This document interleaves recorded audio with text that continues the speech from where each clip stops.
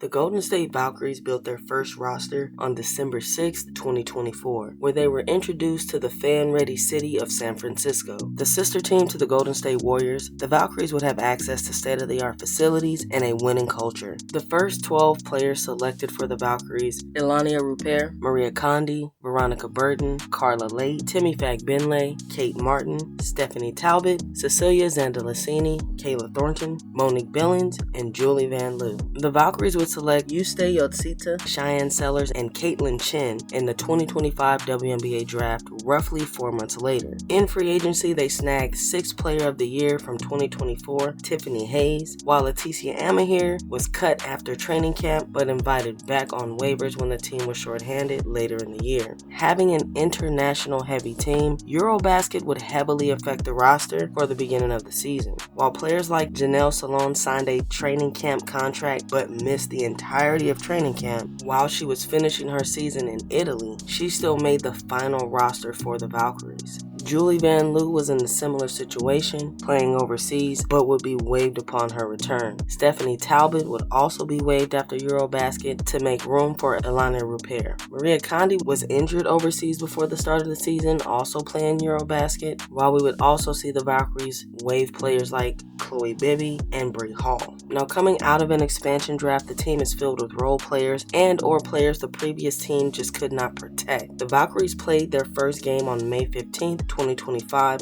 with Monique Billings going down in history by scoring their first bucket. Kayla Thornton will be their go-to player, arguably their best player. Thornton went undrafted in 2014. She's also the Women's Korean Basketball League MVP and champion from 2019, as well as the WNBA champion from 2024. So while the team definitely had a few different lineups, they depended on Kayla Thornton, Mo Billings, Julie Van Loo, and Stephanie Talbot, at least in those beginning games. Chemistry formed as franchise faces like Kate Martin and Tiffany Hayes fed off the coach they were so familiar with. The coach for the Valkyries was selected well before the expansion draft, so Natalie Nakase had a lot to say on who was selected and how the team was formed. The franchise was completely bought into the international players filling out the roster and Nakase's proven resume to lead a team. Natalie Nakase comes from an international coaching background that led to opportunities in the NBA. After being a part of the coaching staff for Tyronn Lue, she would work under Becky Hammon and the Las Vegas Aces on their run to 2 straight championships. Her colleagues and players call her a little bit crazy, and she has an obsession with film and preparing her team. Really the perfect type of coach to start a franchise, because she's going to get the best out of the players and set the tone for your culture. So players like Kate Martin and Tiffany Hayes were just as important off the court as on, helping Nakase set the tone for the locker room and the chemistry needed to win as a team. And they would earn their first win on May 21st, 2025 against the Mystics, with Veronica Burton leading in points,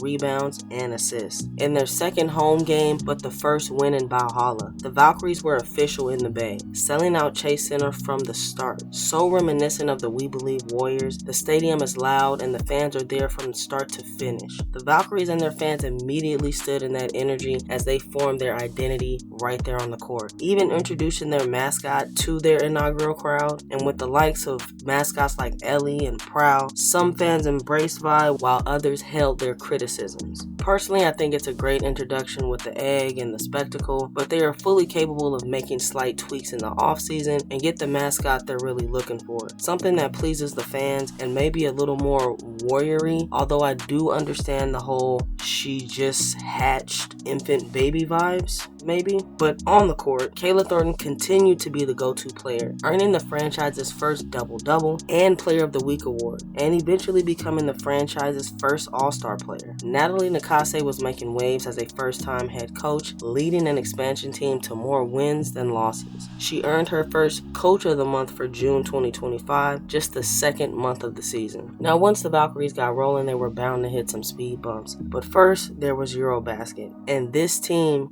broke records by building around 7 international players. So the Valkyries lost select players to Eurobasket, but had to keep rolling. So that gave chances to players like Letitia Amahir and Caitlin Chin. The lineup changes and role adaptation was somewhat expected, but injuries never are. Kayla Thornton had become their unquestioned leader. On and off the court, she stepped into her role with both feet, honestly living every baller's dream to be given a team, which left Valhalla paused for just that moment. Thornton went down with a season-ending injury, immediately changing the lineup, identity on the floor, and a further depleted roster. Now this did give way for Veronica Burton to fully take over the team, Tiffany Hayes to step up as a voice and will her teammates over the hump in late game situations, rejuvenating everyone to the importance of their role and playing to the best of their ability. But August would only bring more moments to build resilience as the Valkyries were smothered in injuries. They lost Alana Rupert briefly, but to a serious head injury. She was in concussion protocol for a little while. Cecilia Zandalasini went down with a calf injury, so they were definitely missing her shooting for a while. Tiffany Hayes went down multiple times throughout the season, but they lost her in late August and going into the playoffs, and they really could have used her energy and spark on the court. Monique Billings went down with an ankle sprain, and she was out for over 3 weeks, coming back just before the playoffs, so the Valkyries definitely needed her, and they looked different in the last few games and the 2 games they played in the playoffs. But these injuries really kind of left them limping to the finish line for this first season.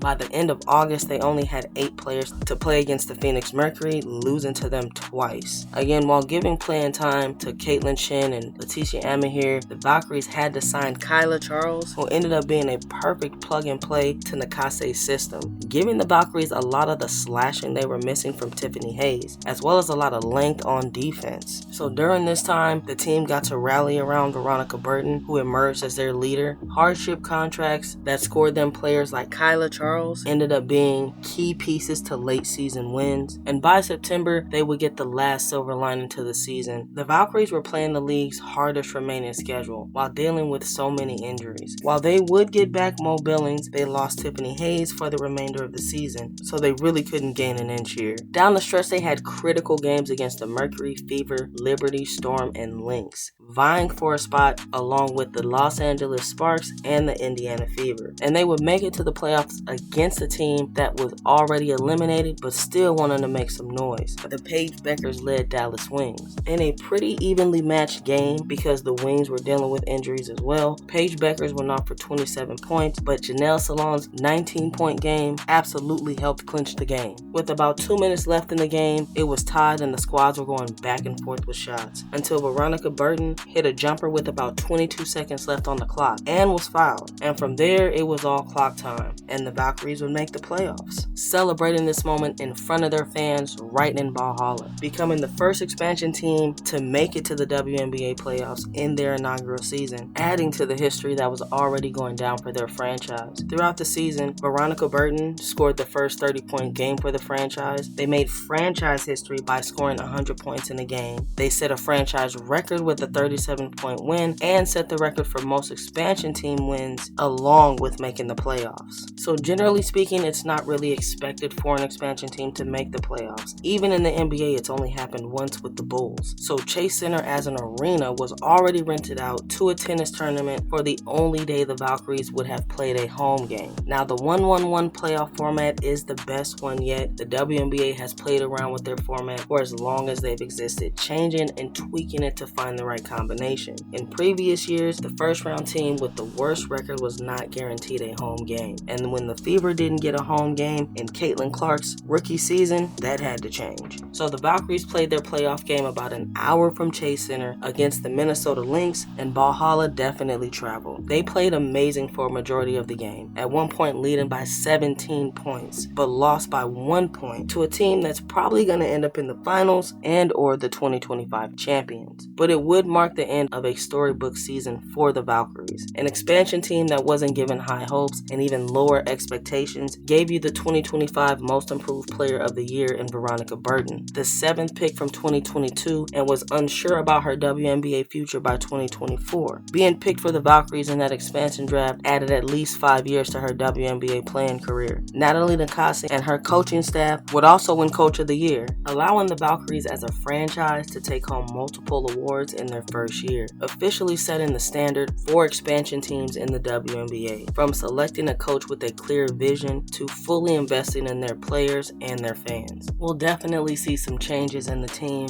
from this year to next year, but that's really with all the teams, not just with the one-year deals and the CBA, but also with the expansion draft that's going to include 2 teams. So not only will the Valkyries have to deal with their contracts, they'll also have to deal with who they're protecting and possibly losing in the draft. And when you happen across players like Kyla Charles while still wanting to protect your starting 5 and that first player off the bench, it's definitely going to be interesting to see what the Valkyries do from their first year to their second year. Don't forget to like and subscribe, players.